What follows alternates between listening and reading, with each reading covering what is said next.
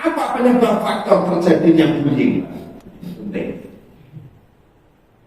Faktor kepribadian yang memberikan pengaruh besar pada anak atau remaja dalam melakukan perilaku bullying atau menjadi perilaku pelaku bullying. Kepribadian yang sulit mengontrol respon emosi orang lain akan memudahkan munculnya sikap bullying. Bapak Ibu, anak kalau tidak bisa mengontrol dirinya, ini akan cenderung sulit untuk diatur. Yang kedua adalah dia akan berposisi sebagai orang yang membuli. Apa faktor penyebabnya? Banyak. Bisa saja sejak kecil, anak yang sejak kecil cenderung dituruti keinginannya, atau cucu yang cenderung dituruti keinginannya, tidak pernah gagal, maka dia tidak bisa mengontrol dirinya, tidak bisa mengontrol dirinya. Nah, ini penting. Karena saking sayangnya, anaknya itu diberi terus. Makanya sinergi antara bapak dengan ibu ini harus klop.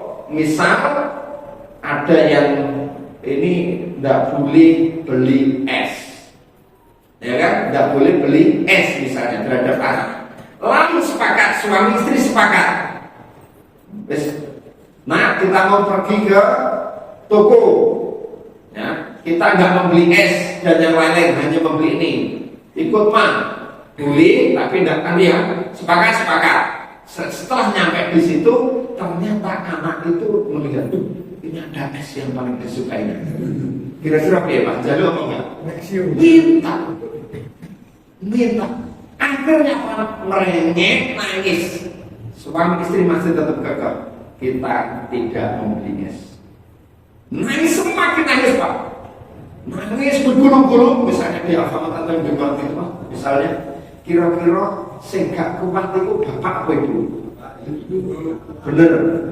Biasanya ibu sing tego Pak.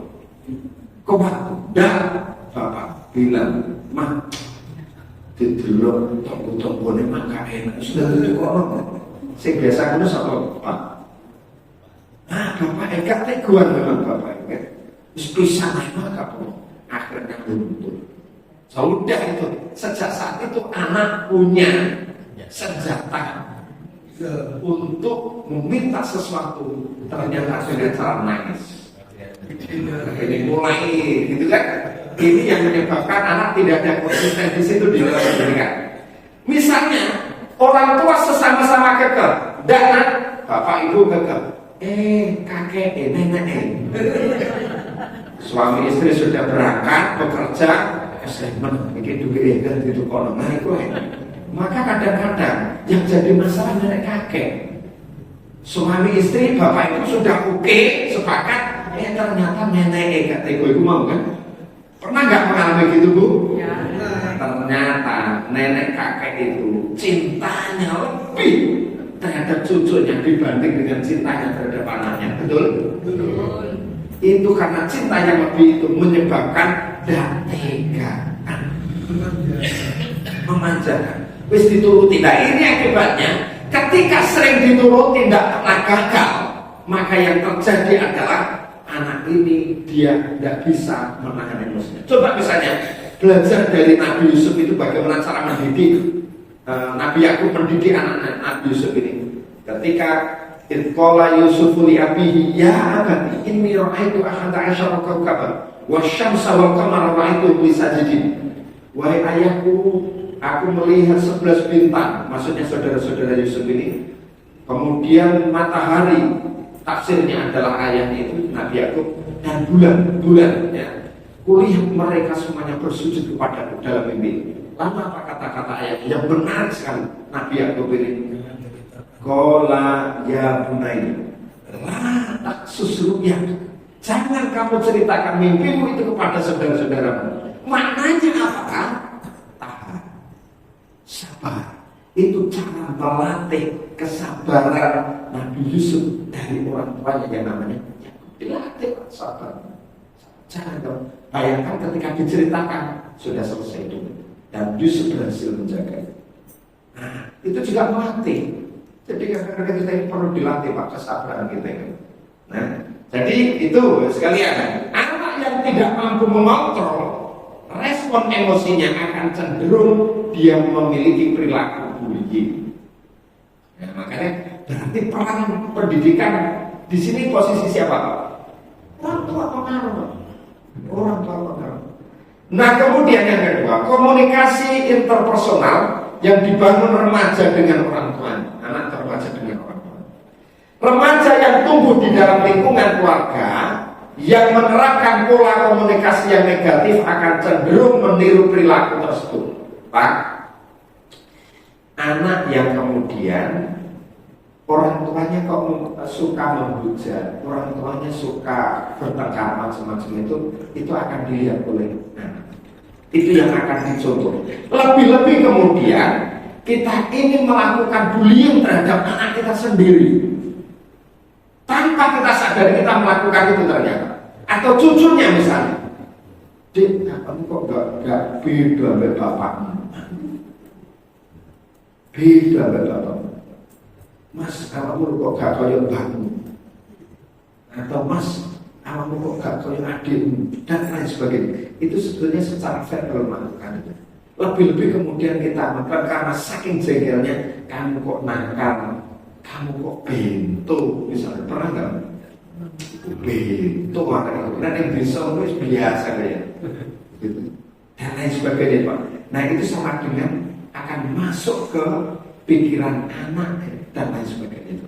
Bapak Ibu nanti kalau di rumah uji coba bahwa nasi misalnya tadi malam masih bagus ya, misalnya masakan kemarin karena di rice cooker itu, kemudian masukkan 2 botol 1, botol 2, ditutup nasi ini ya.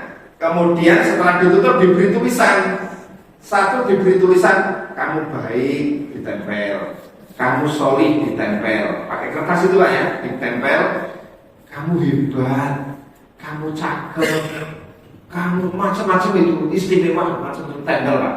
Ini 1 botol ditempeli semacam yang positif.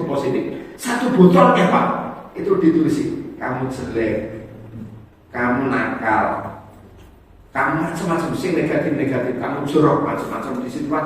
Lalu biarkan saya pernah melakukan uji coba itu, ternyata punya dampak. Dampaknya besar sekali. Botol yang di situ ada nasi yang kemudian sudah basi itu, tapi itu misalnya positif Pak, itu baunya seperti tape, enak gitu sejuk. Tapi nasi yang kemudian basi ini, yang tulisannya kotor, jorok, kemudian nakal, bento macam-macam itu Pak di situ, itu kemudian ternyata jamur warnanya hitam dan baunya menyengat. Kita sedang menguji coba itu, ternyata kata-kata yang tidak baik yang kita lakukan terhadap anak, terhadap orang lain, itu akan mengubah hidup mereka. Jadi jangan-jangan anak kita tidak pintar, bukan memang anaknya yang tidak pintar, tapi karena perlakuan kita terhadap anak menyebabkan anak pada akhirnya tidak pintar. Jadi jangan salahkan anak, gitu ya. Jadi begitu ya. Ini karena faktor komunikasi bisa saja. Maka komunikasi coba misalnya contoh seperti bapak atau ibunya As-Sudais, Abdurrahman As-Sudais, Imam Masjidil Haram itu. Alhamdulillahirabbil alamin. Kan begitu ya. Itu enak sekali. Ternyata dulunya juga nakal katanya. Waktu kecil benar ya. Tapi karena saking jengkelnya orang tua, dan yang semua kejengkelan ini tidak diucapkan rasa jengkel yang bisa merusak anaknya. Tapi ya Allah, mudah-mudahan nanti kamu jadi imam besar di Masjidil Haram. Malaikat mungkin lewat Pak, deh kabul Pak. Jadi komunikasi ya antar keluarga yang bagus. Peran kelompok teman sebaya. Nah ini loh Pak yang saya sebut sebagai kelompok. Seperti diketahui kebanyakan kasus bullying korban mendapatkan penindasan oleh sekelompok orang. Sekelompok orang tersebut dapat terbentuk ya, karena adanya persamaan tujuan, hobi, usia, dan minat. Makanya kita harus pastikan Pak. Makanya begini, Pendidikan utama dan pertama itu di rumah. Itu berarti menyangkut anggota keluarga itu. Di rumah ada bapak, ada ibu, kalau ada nenek kakek yang di situ. Itu berarti tanggung jawab pertama dan utama di situ. Sekolah itu hanya membantu. Ya. Makanya kalau anak itu hidupnya ada pada lingkungan rumah, lingkungan masyarakat dan sekolah, ketiga-tiganya harus dipastikan bagus. Rumah cara mendidiknya sudah bagus, ini bagus Pak. Setidaknya dia akan bisa punya proteksi, ya.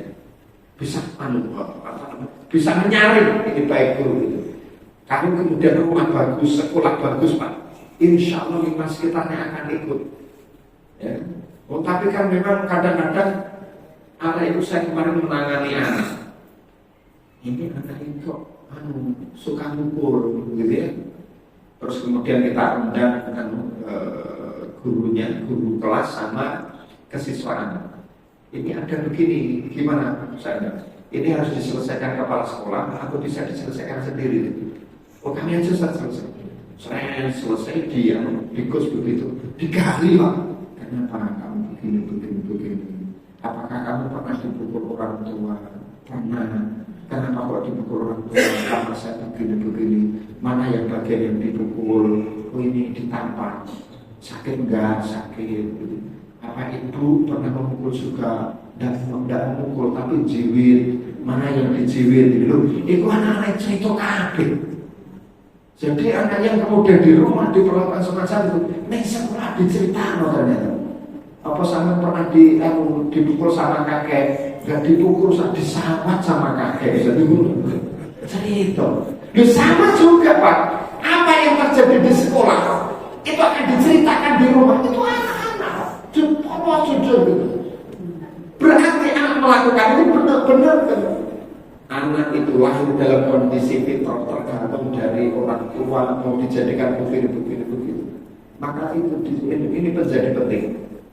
Nah, sekolah itu harus bagus ya. Kemudian lingkungan rumah harus bagus dan lingkungan di sekitarnya itu tanggung jawab kita bersama. Ya kan? Maka kita sebagai orang mukmin punya kewajiban untuk membentuk rumah kita ini Pak. Ini menjadi yang terbaik sehingga nanti terbaik menjadi lingkungan yang terbaik. Ini yang nanti akan menghasilkan anak yang terbaik. Tapi kan kita mencari lingkungan yang ideal sulit Pak.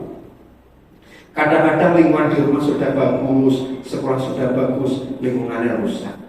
Kadang-kadang tidak maksimal di pendidikan di rumah karena orang tuanya semuanya bekerja, dititipkan kepada pembantu gitu ya. Sekolahnya bagus, akhirnya juga mungkin berakhir. Makanya kemarin ada satu pertanyaan begini, Ustaz, saya ini seorang nenek, anak-anak saya ini bekerja dan punya kesibukan, akhirnya cucu saya ini dititipkan sama pembantu. Akibatnya begini-begini. Maka Bu, kalau boleh menyarankan, Ibu nenek ya, bisa nenek, kalau boleh menyarankan, carilah pembantu yang kalau bisa sekolahnya itu S2 gitu loh. Cari pembantu yang kuliah S3 gitu. Iya. Pendidikannya ini sudah tuntas sarjana gitu loh. Lu cari pembantu kok gak lulus SD.